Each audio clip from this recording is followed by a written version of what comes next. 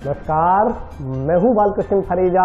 आप देख रहे हैं डेली लाइफ। आइए शुरुआत करते हैं आज के मुख्य समाचारों की। डॉक्टर पारस जैन से फिरौती मांगने के आरोपी गैंगस्टर ऋतिक बॉक्सर का टाउन पुलिस ने मंजूर करवाया 1 सप्ताह का रिमांड।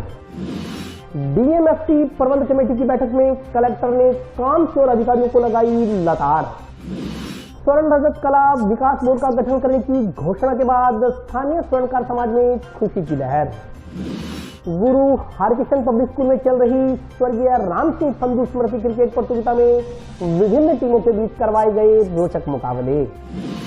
एसकेडी यूनिवर्सिटी में आयोजित व्याख्यानमाला में अमेरिका से आए शिक्षाविदों ने विद्यार्थियों को किया संबोधित। और अब समाचार विस्तार से। डॉक्टर पारस जैन को जान से मारने की धमकी देकर फिरौती मांगने के मामले में गिरफ्तार गैंगस्टर ऋतिक बॉक्सर को टाउन पुलिस ने गुरुवार में कोर्ट में पेश कर 28 जून तक का पीसी रिमांड मंजूर करवाया है। शहर के प्रख्यात चिकित्सक डॉक्टर पारस जैन को जान से मारने की धमकी देकर 1 करोड़ रुपए की फिरौती मांगने के चर्चित मामले में गिरफ्तार गैंगस्टर ऋतिक बॉक्सर को टाउन पुलिस ने गुरुवार को कोर्ट में पेश कर 28 जून तक का पुलिस रिमांड मंजूर करवाया। पुलिस ने आरोपी को भारी सुरक्षा बंदोबस्त के बीच कोर्ट में पेश किया। रिमांड अवधि के दौरान पुलिस ऋतिक ठाकुरवानी उर्फ ऋतिक बॉक्सर पुत्र किशन चंद सिंधी निवासी मालवीय नगर जयपुर से जाँच में जुटी है। डॉक्टर से फिरौती मांगने के मामले में रहमान उर्फ बबलू पुत्र भार अली निवासी वार्ड 5 नई खुंजा जंक्शन व चंदन सिडाना पुत्र राकेश सिडाना निवासी सैजीपुरा पीएस सदर हनुमानगढ़ हार अम्बेवैल कॉलोनी हनुमानगढ़ जंक्शन को पुलिस पहले ही गिरफ्तार कर चुकी है। एक बाल अपचारी को भी निरुद्ध किया गया था। इनके कब्जे से 2 देसी पिस्तौल तथा 14 कारतूस बरामद किए गए। ऋतिक बॉक्सर ने डॉक्टर पारस जैन के अस्पताल एवं निवास स्थान की रेकी कर फोटो व वीडियो भेजने तथा निर्देश मिलने पर फायरिंग करने के बदले में 10-10 लाख रुपए देने का वायदा इन लोगों से किया था। इसके बाद फिरौती मांगने से पहले आरोपियों ने चिकित्सक के अस्पताल व घर की रेकी की थी।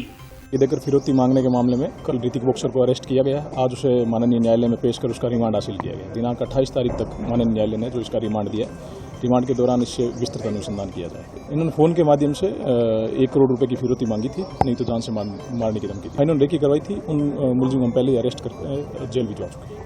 डीएमएफटी प्रबंध कमेटी की बैठक गुरुवार को जिला कलेक्टर की अध्यक्षता में आयोजित की गई। बैठक में जिला कलेक्टर ने लंबित कार्यों पर नाराजगी प्रकट करते हुए संबंधित कर्मचारियों के खिलाफ कार्रवाई की चेतावनी दी। डीएमएफटी प्रबंध कमेटी की बैठक गुरुवार को जिला कलेक्टर रुक्मिनी रियार की अध्यक्षता में आयोजित की गई। बैठक में जिला कलेक्टर ने डीएमएफटी से पूर्व में स्वीकृत कार्यों की समीक्षा करते हुए सभी कार्यकारी संस्था प्रभारियों को डीएमटी मद से आवंटित कार्यों को समय पर पूरा करने के आदेश दिए। उन्होंने कहा कि सभी प्रभारी अधिकारी आवंटित कार्यों में उत्तम गुणवत्ता का विशेष ध्यान रखें। जिला कलेक्टर ने डीएमएफटी के मद के तहत आवंटित कार्यों की यूसी, सीसी सदस्य सचिव एवं सहायक खनिज अभियंता को प्रस्तुत करने के निर्देश दिए ताकि जिले में विकास कार्य समय पर हो सके। समय पर कार्य पूर्ण नहीं करने वाले कार्यकारी संस्था प्रभारियों को उनके खिलाफ कार्रवाई करने की चेतावनी दी गई। जिला कलेक्टर ने पिछले लंबे समय से बकाया पड़े कार्यों को लेकर नाराजगी जताते हुए अधिकारियों को जमकर लताड़ पिलाई। इसके लिए संबंधित अधिकारियों को नोटिस देने के आदेश दिए। इससे पूर्व खान एवं भू विज्ञान विभाग के सहायक खनिज अभियंता सुरेश अग्रवाल ने बैठक में बताया कि विभाग की ओर से करीब 200 कार्य स्वीकृत किए गए हैं। इनमें से करीब 88 कार्य पूर्ण हो चुके हैं। शेष कार्य प्रगति पर हैं। बैठक में जिला परिषद सीईओ सहित विभिन्न विभागों के अधिकारी कर्मचारी मौजूद रहे। आज जिला कलेक्टर महोदय की अध्यक्षता में डीएमएफटी मैनेजिंग कमेटी की मीटिंग आयोजित की गई, जिसमें सभी डीएलओ साहिबान उपस्थित रहे, जिसके अंतर्गत डीएमएफटी से पूर्व में स्वीकृत कार्यों की समीक्षा की गई। जिला कलेक्टर महोदय ने सभी कार्यकारी एजेंसी के प्रमुखों को निर्देशित किया कि कार्यों को समय पर पूर्ण कर खान विभाग को यूसीसीसी समय पर भिजवाई जाए, जिससे जिले के विकास में कार्य समय पर हो सके। और सभी को कार्य पूर्ण नहीं करने पर चेतावनी भी दी कि समय पर कार्य पूर्ण नहीं किया गया तो आपके विरुद्ध कार्रवाई की जाए। जिसमें स्कूलों में कमरे बनवाना, टॉयलेट्स बनवाना, सड़क का निर्माण करवाना और हॉस्पिटल्स में मशीनों इक्विपमेंट्स इत्यादि के काम सैंक्शन किए हुए हैं पूर्व में। 2 सालों से काम प्रोग्रेस में है सभी काम, और उनकी प्रोग्रेस ली जा रही है सभी संबंधित कार्यकारी एजेंसी से। और अभी अगली मीटिंग में गवर्निंग काउंसिल की मीटिंग होगी तो उसमें सभी अभी हमने 200 के करीब काम सैंक्शन किए हैं और उसमें से करीब 88 काम हमारे पूर्ण हो चुके हैं और बाकी कार्य प्रगति पर है। प्रोग्रेस चल रही है सभी कामों की और समय पर पूर्ण करवाने की कार्रवाई की जाए। राज्य सरकार की ओर से स्वर्ण रजत कला विकास बोर्ड का गठन करने की घोषणा के बाद स्थानीय स्वर्णकार समाज में खुशी की लहर है।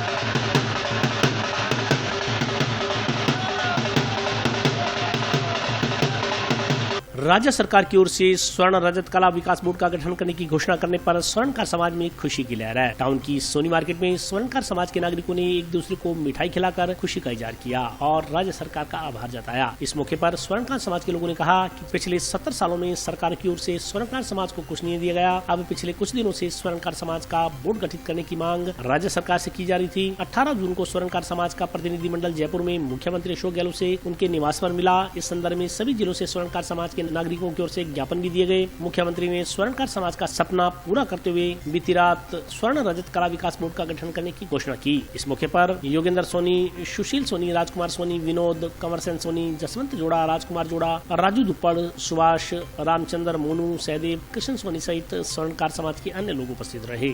मुख्यमंत्री आदरणीय मुख्यमंत्री जो ये स्वर्ण कला बोर्ड का गठन किया है, ये पूरे समाज के लिए बहुत ही खुशी की बात है और मैं मुख्यमंत्री जी का धन्यवाद करना चाहता हूँ और हमारे प्रमोद जी का भी धन्यवाद करना चाहता हूँ जिन्होंने 400 किलोमीटर की पद यात्रा करके इस कार्य को सफल बनाया। राजस्थान के यशस्वी मुख्यमंत्री जी आदरणीय अशोक गहलोत साहब द्वारा स्वर्णकार समाज को स्वर्ण कला एवं रजत कला बोर्ड का गठन किया गया। उसके लिए पूरे स्वर्णकार समाज की तरफ से मुख्यमंत्री जी का तहे दिल से आभार प्रकट करते हैं। यह स्वर्णकार समाज के लिए बहुत ही आज खुशी की लहर है। स्वर्णकार समाज को राजनीति में भागीदारी मिली है।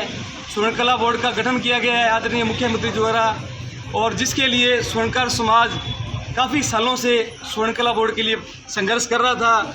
पिछले दिनों स्वर्ण कला बोर्ड के गठन के लिए हमारे द्वारा 400 किलोमीटर पैदल यात्रा कर हनुमानगढ़ से जयपुर के लिए पैदल मार्च किया गया था। उसमें स्वर्णकार समाज के सभी हमारे पदाधिकारियों का, समाज के वरिष्ठ गणों का और सभी साथियों का भरपूर योगदान रहा, सभी का समर्थन रहा और मुख्यमंत्री जी ने समाज की इस बुलंद आवाज़ को देखते हुए और तुरंत इस 3-4 महीने के इस समय में मुख्यमंत्री जी ने इस बोर्ड की घोषणा की, जो कि स्वर्णकार समाज के लिए एक बहुत बड़ी उपलब्धि है और हम अगेन स्वर्णकार समाज की तरफ से धन्यवाद करते हैं और स्वर्णकार समाज के उन सभी साथियों का धन्यवाद करते हैं जिन्होंने इस बोर्ड गठन के लिए अपनी अग्रिम भूमिका निभाई थी।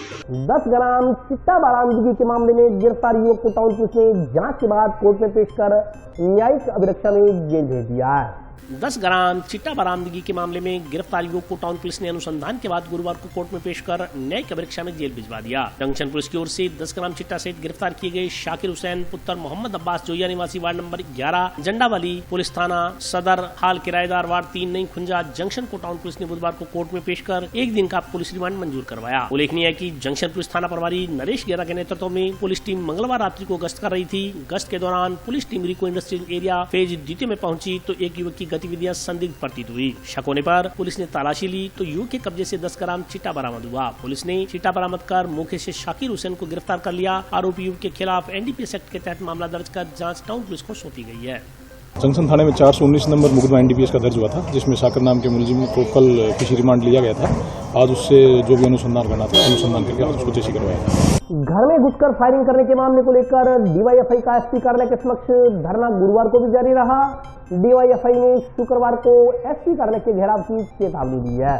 अवैध नशे पर रोक लगाओ, रोक लगाओ, रोक लगाओ, अवैध नशे पर रोक लगाओ, रोक लगाओ, रोक लगाओ। गांव धोलीपाल में दलित समाज के परिवार के घर में घुसकर फायरिंग करने के संदर्भ में सदर पुलिस थाना में दर्ज मुकदमे में आरोपियों की गिरफ्तारी नहीं होने के विरोध में जनवादी नौजवान सभा का बेमियादी धरना पुलिस अधीक्षक के कार्यालय के समक्ष गुरुवार को 8वें दिन भी जारी रहा। डीवाईएफआई कार्यकर्ताओं ने शुक्रवार को एसपी कार्यालय का घेराव करने की चेतावनी दी है। साथ ही सभी तहसील मुख्यालयों पर प्रदर्शन कर ज्ञापन सौंपने की भी घोषणा की गई है। इस संदर्भ में गुरुवार को धरना स्थल पर डीवाईएफआई कार्यकर्ताओं की बैठक हुई। बैठक में डीवाईएफआई के तहसील अध्यक्ष वेद मक्का सर ने कहा कि आरोपी पक्ष के राजनीतिक प्रभावशाली होने के कारण पुलिस कोई कार्रवाई नहीं कर रही। प्रशासन की आरोपी पक्ष के साथ मिली भगती है। पुलिस ने 3 दिन में कार्रवाई करने का आश्वासन दिया था, लेकिन कई दिन बीत जाने के बाद भी अभी तक कार्रवाई नहीं की गई है। कार्रवाई नहीं होने के विरोध में शुक्रवार को ग्रामीणों की ओर से प्रदर्शन किया जाएगा। इस मौके पर रघुवीर सिंह वर्मा, देवीलाल, वेद मक्का सर सहित अन्य लोग उपस्थित रहे।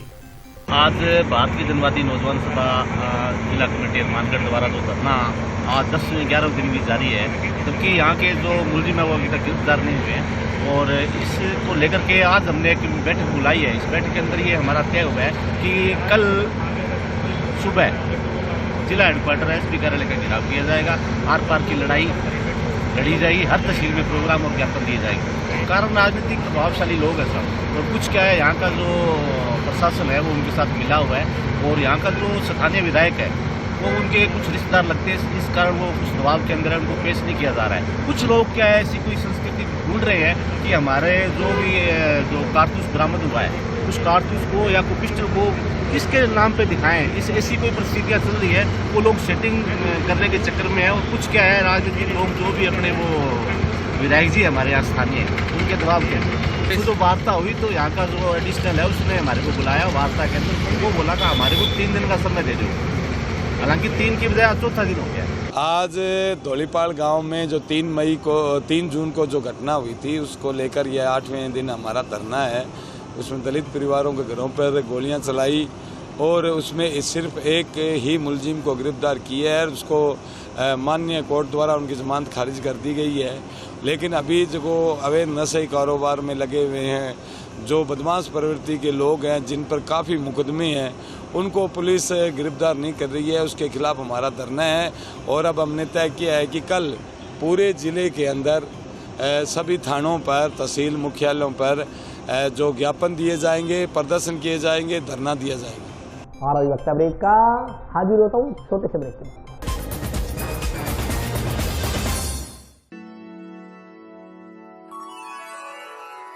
यूं तो कई बार मुझे हंसते देखा है, पर ये हंसी कुछ और है। ये गहना मुझ पर जचता है, पर ये महज एक गहना नहीं, ये रूपरेखा है मेरे मन की, हंसती खिलखिलाती लहरों की, जो आतुर थी अब तक मुझ पर सजने को। इसलिए ये गहना ही मेरा सच्चा श्रृंगार है, श्रृंगार है, श्रृंगार है।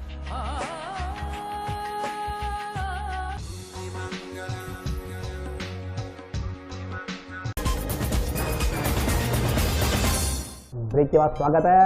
आइए नजर डालते हैं अगले समाचारों पर। जंक्शन के गुरु हरकिशन पब्लिक स्कूल में चल रही स्वर्गीय राम सिंह संधू स्मृति क्रिकेट प्रतियोगिता में आज विभिन्न टीमों के बीच रोचक मुकाबले करवाए गए। इलाके के प्रख्यात समाज सेवी सरदार राम सिंह संधू की स्मृति में जंक्शन स्थित गुरु हरकिशन सीनियर पब्लिक स्कूल में चल रहे क्रिकेट टूर्नामेंट में आज कई रोचक मुकाबले करवाए गए। इस संदर्भ में जानकारी देते हुए सरदार राम सिंह संधू के पोते अमन सिंह संधू ने बताया कि 5वें दिन की प्रतियोगिता का शुभारंभ पहली बॉल खेलकर किया गया। प्रथम मैच बार एसोसिएशन बनाम GM ग्रुप के मध्य खेला गया। प्रत्येक खिलाड़ी ने अपनी क्षमता से बढ़कर प्रतियोगिता में भाग लेते हुए उत्साह दिखाया। अमन संधू ने बताया कि गत रात्रि हनुमानगढ़ हमरहेड बनाम सुपर किंग्स हनुमानगढ़ के मध्य शानदार मैच हुआ, जिसमें हनुमानगढ़ हमरहेड ने पहले बैटिंग करते हुए 6 विकेट के नुकसान पर 103 रन बनाए। इसके जवाब में सुपर किंग्स टीम ने 10 ओवर में 8 विकेट के नुकसान पर 92 रन ही बनाए और हनुमानगढ़ हमर टीम 11 रनों से विजयी रही। अमन संधू ने बताया कि दूसरा मैच स्टार क्लब नोहर बनाम रॉयल क्लब पीलीबंगा के मध्य खेला गया। इसमें नोहर ने पहले बैटिंग करते हुए मात्र 49 रन बनाए। इसके जवाब में रॉयल क्लब पीलीबंगा ने 6 विकेट के नुकसान पर 50 रन बनाकर इस मैच को जीत लिया। उन्होंने बताया कि रॉयल क्लब पीलीबंगा की ओर से 4 विकेट लेने वाले पारस को मैन ऑफ द मैच घोषित किया गया। अमन संधू ने बताया कि प्रतियोगिता में प्रथम पुरस्कार 1 लाख रुपए, द्वितीय पुरस्कार 51,000 रुपए, तृतीय पुरस्कार 21,000 रुपए तथा चौथा पुरस्कार 11,000 रुपए रखा गया है, जो टूर्नामेंट में उत्कृष्ट प्रदर्शन करने वाली टीमों को दिया जाएगा। अमन संधू ने युवाओं से आह्वान किया कि वे खेलों से जुड़े ताकि नशे की प्रवृत्ति से बचा जा सके। सर, ये हमारे सरदार राम सिंह जी की याद में, जो स्कूल के फाउंडर हैं, उनकी याद में हम पहला टूर्नामेंट करा रहे हैं जो आधुनिक लाइटों में हो रहा है। ये हमारे ग्राउंड में परमानेंट पोल लगवाए गए हैं, जो एक पोल की हाइट 55 फुट के करीब है और 4 से 4.5 एयर बोट हर पोल पे लाइट है। और ये हमारा ग्राउंड गुरु हरकिशन पब्लिक स्कूल में है, जो पूरा पुराना हमारा 30 साल का स्कूल है। लेविश ग्रीन ग्राउंड बना है हमारा तैयार किया हुआ। पिच भी हमारी टर्फ की है, सीमेंटेड नहीं है, जिसके अंदर सबको खेलने का सबको मज़ा आता है। और यहाँ जितने भी लोग आ रहे हैं भरपूर आनंद ले रहे हैं। और ये हम पहला इनाम जो है हमारा विनर को 1 लाख रुपए दे रहे हैं, सेकंड को 51,000, थर्ड को 21,000, फोर्थ को 11,000, मैन ऑफ द सीरीज़ को भी 11,000 और मैन ऑफ द मैच को, her man of the match को 1100 रुपये इनाम दे रहे हैं। कल हमारा पीलीबंगा और नौर में मैच हुआ था, जिसमें नॉर्थ स्टार क्रिकेट का, जिसमें पीलीबंगा विजयी रही। और एक मैच हुआ था स्पीड क्लब का वर्सेस दो केंजी, जिसमें स्पीड क्लब विजयी रही। और उसमें एक बैट्समैन ने यहाँ पे शतक भी मारा, 37 बॉल पे 116 रन मारे। हमारा ये टूर्नामेंट हो रहा है, इसमें हमारे स्कूल के सारे स्टाफ का मैं उनको थैंक्स करना चाहता हूँ और सबका बहुत ही सहयोग रह रहा है, जिसके कारण से बहुत ही सफल टूर्नामेंट चल रहा है। और हमारे स्कूल के जितने भी हमारे स्टाफ के टीचर्स हैं, पीएम्स हैं, उन सब का सहयोग है, जिस कारण से ये टूर्नामेंट सब जो इतना आनंद ले रहे हैं। और हर पूरी व्यवस्थित है सारा हमारा प्रोग्राम। सूरतगढ़ मार्ग पर स्थित खुशहाल दास विश्वविद्यालय में विद्यार्थियों के लिए व्याख्यानमाला का आयोजन किया गया। इसमें अमेरिका से आए शिक्षाविदों ने अपने विचार रखे। जंक्शन स्थित श्री खुशहाल दास विश्वविद्यालय में आज विद्यार्थियों के लिए व्याख्यानमाला का आयोजन किया गया। विशेष बात यह रही कि व्याख्यानमाला में अमेरिका से आए प्रोफेसर्स ने अपना व्याख्यान दिया। इस संदर्भ में जानकारी देते हुए महाविद्यालय के प्रवक्ता ने बताया कि अमेरिका की MIT यूनिवर्सिटी के प्रोफेसर राजेश नायक तथा हॉकिंस यूनिवर्सिटी से श्रीमती शांति नायक ने विद्यार्थियों को संबोधित किया। इसके अलावा रिटायर्ड कर्नल राजेंद्र प्रसाद तथा डॉक्टर विजय अरोड़ा ने भी विद्यार्थियों को संबोधित किया। उन्होंने कहा कि चारों वक्ताओं ने विद्यार्थियों के समक्ष शिक्षा की गुणवत्ता पर अपने विचार व्यक्त किए तथा वर्तमान दौर में शिक्षा के मानक क्या हों तथा आने वाली पीढ़ी को किस तरह से शिक्षा दी जाए, जिससे न केवल वो आत्मनिर्भर बन सके बल्कि उनमें विश्वास और जज्बा पैदा हो, जिसकी जरूरत है। उन्होंने कहा कि विश्वविद्यालय के लिए ये अपार खुशी का विषय है कि US में काम कर चुके लेक्चरार ने हमारे महाविद्यालय के विद्यार्थियों को शिक्षा के सूत्र बताए हैं। इस मौके पर विश्वविद्यालय के दिनेश जुनेजा सहित अन्य लोग उपस्थित रहे। ठीक होना चाहिए, अच्छा होना चाहिए, लंबा चलना चाहिए, मेंटेनेंस कम होना चाहिए, डिजाइन अच्छा होना चाहिए, सर्विस का कॉस्ट कम होना चाहिए, स्पेयर पार्ट्स मिलना चाहिए। ये सब है तो बोलेंगे कि क्वालिटी कार है, बढ़िया है। तो आगे 5 स्टार लगा हुआ तो और भी बढ़िया क्वालिटी है, that is quality automobile. I am going to focus on another topic, and that is, as women, it is much harder for us to break the barriers of culture. So in order to break the barriers of culture, you really have to work a lot more bravely and break a lot of boundaries that you have set for yourself. Go beyond your fears, ideas, and going with those ideas in a bold and independent manner.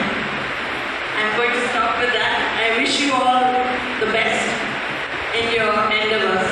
Opportunity को भी competition समझ के बैठते हैं। हमें हर चीज़ को competition देखने की ज़रूरत नहीं है। माइंडसेट में कोलैबोरेशन का हो तो जो भी और एडिशनल फॉरेन यूनिवर्सिटीज़ इंडिया में आए, फॉरेन कुछ कॉलेजेस आए, बेस्ट कोर्सेज यहाँ चालू हो, उससे इमेजिन कीजिए इवन ए रिमोट एरिया में हनुमानगढ़ जैसे जगह में भी यूनिवर्सिटी है, उनको उतना सारे अपॉर्चुनिटीज़ मिलेगा टू कोलैबोरेट विद। वो कोई प्रोफेसर दूसरे यूनिवर्सिटी से बुलाना है वो आ सकते हैं, इस तरह का लर्निंग। तो दैट इज़ हाउ iScholar जो बैंगलोर बेस्ड एजुकेशन सेटअप है, वी आर नॉट ट्राइंग कि हमारे जब स्कूल और कॉलेज हमारे साथ और यूनिवर्सिटी जो कोलैबोरेट करते हैं उनको सिर्फ इंडिया में बेस्ट ना मिले, उनको पूरा दुनिया में बेस्ट मिलना चाहिए। उसी का एग्जांपल है जैसा राजेश नायर सर है, वो MIT से आए हैं इधर ताकि वो स्टूडेंट को गाइड कर सकते हैं ऑन एंटरप्रेन्योरशिप, इनोवेशन। आजकल स्टार्टअप इंडिया पे काफ़ी जोर है सरकार का, which is also very important for India to become a economic super power. वो बनना है तो क्या ना, एंटरप्रेन्योरशिप सिर्फ बेंगलोर मुंबई में नहीं होना चाहिए, उसके देश के गांव-गांव में एंटरप्रेन्योरशिप होना चाहिए। उसके लिए हर यूनिवर्सिटी में और पहले से क्या ना हमारा प्लेसमेंट सेल चलता है, उसका ऑब्जेक्टिव क्या है कि जो कंपनीज को लिंकअप करे, कुछ बच्चों को जॉब मिल जाए कहीं वो पर। अभी हम क्या चाहते हैं, सिर्फ जॉब लेने वाले बच्चे नहीं चाहिए यूनिवर्सिटी में। यूनिवर्सिटी में वो बच्चे चाहिए जो खुद जॉब्स देंगे दूसरे बच्चों को, that is become job givers than job seekers. उसके लिए क्या होगा, यूनिवर्सिटी में स्ट्रक्चर्ड सेटअप बनाना होगा जो नर्चर करेगा, गाइड करेगा, ट्रेन करेगा, उसके बाद उसको मेंटोर करके हैंड होल्डिंग करे till some level. So that is what iScholar Knowledge Services will be working with the universities in this direction. The primary goal of education is to create problem solvers and value creators of tomorrow. And what we teach in school, we teach in college are basic skills that will it'll help them build those larger abilities to go find problems and solve them. And it is absolutely critical that education today needs to focus on practical, application-based learning, where they know how to apply whatever they learned in class, and with that they become solution providers. They will solve problem solvers.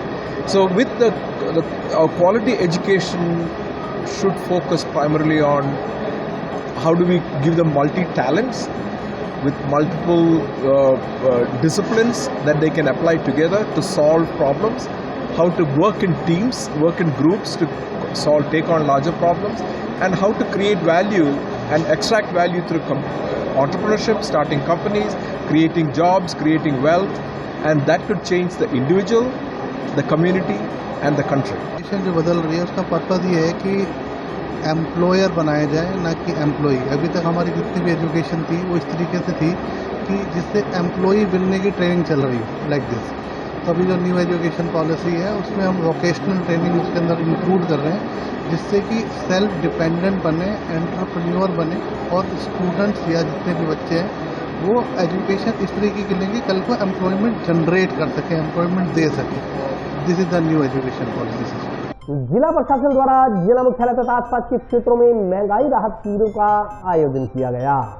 जिले के गांव आराइयावाली में महंगाई राहत शिविर का आयोजन किया गया। शिविर के मुख्य अतिथि विधायक चौधरी विनोद कुमार थे। अध्यक्षता कृषि उपज मंडी समिति के चेयरमैन अमर सिंह सियाग ने की। इस दौरान उपस्थित ग्रामीणों को विधायक ने गारंटी कार्डों का वितरण किया। इस मौके पर बोलते हुए विधायक चौधरी विनोद कुमार ने आमजन से शिविरों का अधिकाधिक लाभ लेने का आह्वान किया। उन्होंने कहा कि सरकार ने गरीब तबके को ध्यान में रखते हुए महंगाई राहत शिविरों का आयोजन किया। इसमें सरकार ने बहुत सी योजनाओं के तहत गरीबों को राहत प्रदान की है। उन्होंने आमजन से आह्वान किया कि वे राहत शिविर में अपना रजिस्ट्रेशन करवाएं, जिससे उन्हें सरकार द्वारा प्रदान की जाने वाली राहत मिल सके। इसी प्रकार जंक्शन के वार्ड संख्या 60 स्थित अंबेडकर भवन में भी महंगाई राहत शिविर का आयोजन किया गया। शिविर के मुख्य अतिथि कांग्रेस नेता भूपेंद्र चौधरी थे। इस मौके पर कांग्रेस के युवा नेता नवीन मिड्ढा, पार्षद निरंजन नायक सहित अन्य लोग उपस्थित रहे। इस मौके पर बोलते हुए कांग्रेस नेता भूपेंद्र चौधरी ने आमजन से शिविरों का अधिकाधिक लाभ उठाने का आह्वान किया।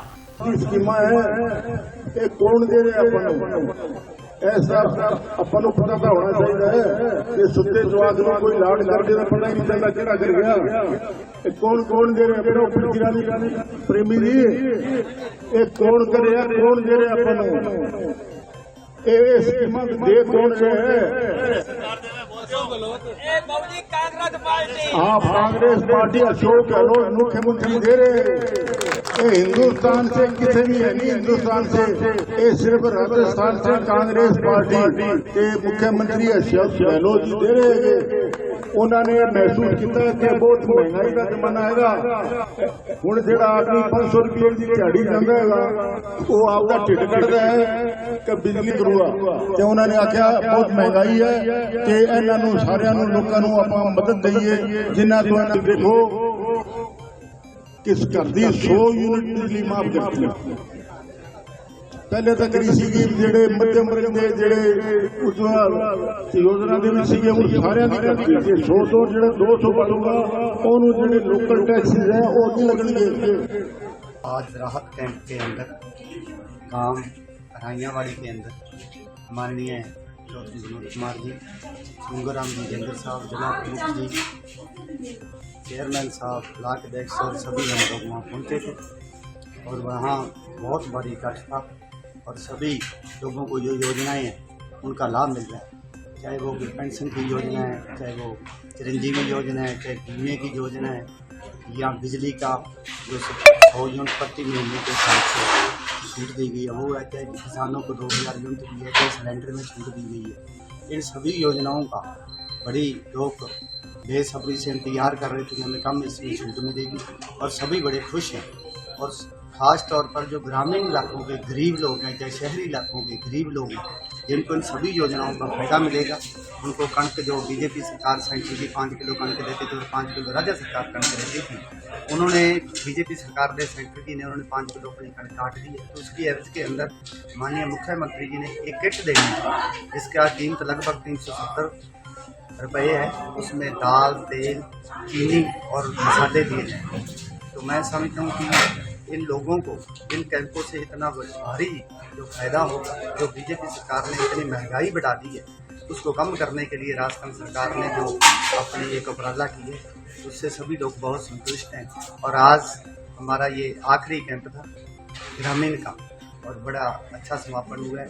और मैं समझता हूँ कि इससे लोगों में भारी उत्साह है। लोग चाहते हैं कि जो गहलोत साहब ने जनता के लिए किया है, हम भी उनका शान करेंगे और दोबारा कांग्रेस पार्टी की सरकार आएगी, ताकि इन योजनाओं का उनको ज़्यादा से ज़्यादा लाभ मिल सके, ये योजनाएं बंद नहीं हो और इनका और अधिक इनको लाभ। हमारे ग्राम तरंगियावाड़ी में आज 22 जून 23 जून को महंगाई राहत कैंप है। 22 जून को प्रभारी मंत्री डूंगराम गेजर जी पहुंचे और MLA साहब पहुंचे, चौधरी विनोद कुमार जी, जिला प्रमुख कविता जी और गणमान्य व्यक्ति पहुंचे और लोगों ने पंजीकरण कराया।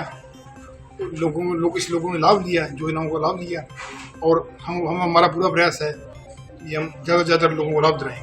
हाँ, लोगों ने कुछ समस्या रखी है, इसमें से चौधरी विनोद कुमार जी ने कहा भी बिल्कुल वक्त करवाएंगे, थोड़ा 2-4 दिन में। हाँ, घोषणा भी की है, 4 दुआरी की है, गली की है और जैसे वॉलीबॉल ग्राउंड वगैरह भी किए हैं और भी तो सब करेंगे अब तक। आज लगभग पिछले 1-1.5 महीने के एंड में जो महंगाई रिलीफ कैंप चल रहे हैं मानगढ़ शहर के अंदर, आज उनका सेकंड लास्ट डे है यहाँ अम्बेडकर भवन में, वार्ड नंबर 59-60 में। मुझे बड़ी प्रसन्नता है कि जो भी हमारे नगर पालिका के जो कार्यकर्ता थे, जो कर्मचारी थे, जिससे भी योगदान दिया, बड़ा शांत लोग लाभान्वित हुए हैं जिन्होंने आके रजिस्टर कराए रिलीफ कैंप्स में। और मैं माननीय मुख्यमंत्री जी को धन्यवाद देना चाहूँगा कि उन्होंने जो ये कार्य योजना तैयार करी, इस तरह का एक विजन लेके चले कि जो भी स्कीमें, जो भी राहत अपने लोगों को पहुंचा रहे हैं, ताकि लोगों को पता चले कि सरकार उनके लिए क्या कर रही है। ये जो फाइलें, ये कार्यक्रम एक ऑफिस में दबे ना रह जाए, ताकि लोगों को पता चले ये रिलीफ कैंप्स के माध्यम से। और मैं आज इस बात के आप सभी भाइयों से अपील करूँगा कि आज सेकंड लास्ट डे सिर्फ यहाँ पर ही है 59-60 नंबर वार्ड में, कल यहाँ पर लगेगा आखिरी कैंप। उसके बाद फॉलो अप कैंप लगेंगे नगर पालिका कार्यालय जंक्शन में, उप कार्यालय में। तो वहाँ पर भी जो भी रह गए हैं, कोई शहर से बाहर गए थे, कोई बिजी थे या जिनको कोई कार्यक्रम की वजह से वो नहीं आ सके कैंपों में, तो वो कृपा आएँ और जो भी स्कीमों के वो पात्र है उनके लिए अपना रजिस्टर कराएं नाम और स्कीमों का वो फायदा उठाएं। ये मेरी सबसे अपील है। हमारे लोकप्रिय मुख्यमंत्री अशोक जी गहलोत साहब के निर्देशानुसार चलाए गए महंगाई राहत कैंप में जनता में काफ़ी जनता लाभान्वित हुई। जैसे कि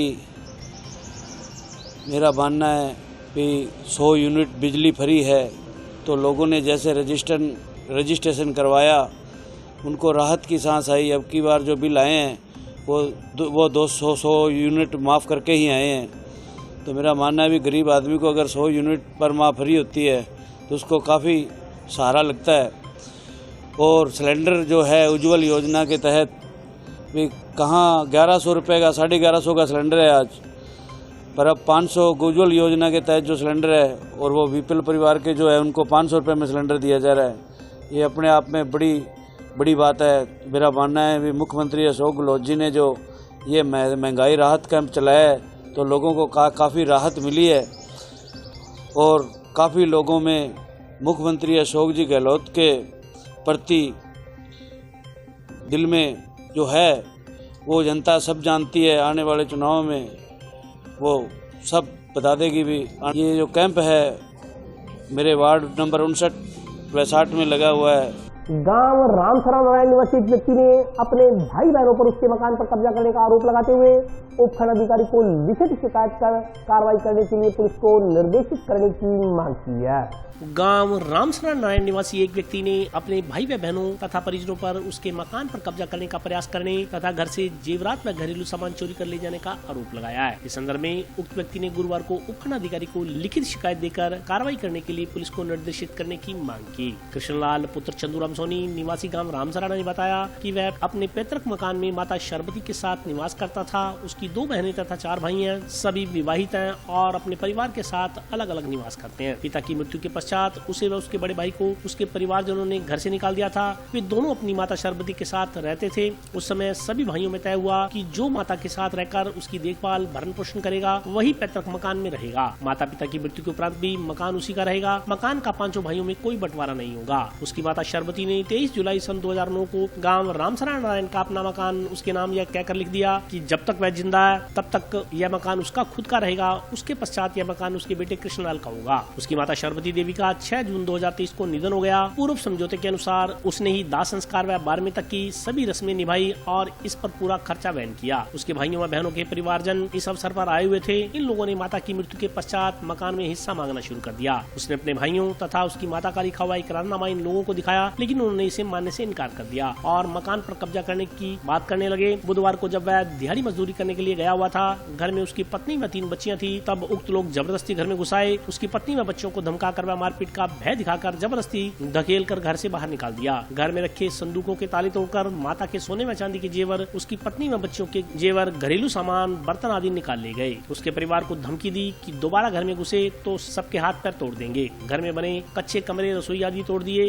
इसके बाद मनमर्जी से मकान के हिस्से कर दीवारें बनाने की कोशिश कर रहे हैं। इन लोगों के इस कृत्य से वह उसका परिवार दहशत में है। यह लोग उसके मकान पर कब्जा करने का प्रयास कर रहे हैं। इस संदर्भ में उसने टाउन पुलिस थाना में फोन किया मगर कोई इमदाद नहीं मिली। कृष्णलाल ने एसडीएम को सौंपे मांग पत्र में मांग की कि उक्त लोगों के खिलाफ मुकदमा दर्ज कर कानूनी कार्रवाई की जाए। एसडीएम साहब को मैंने ज्ञापन लिख के दिया जी। मेरे घर पर आके मेरे भाई और मेरे भतीजों ने कब्जा कर दिया, मकान की तोड़ फोड़ कर दी है।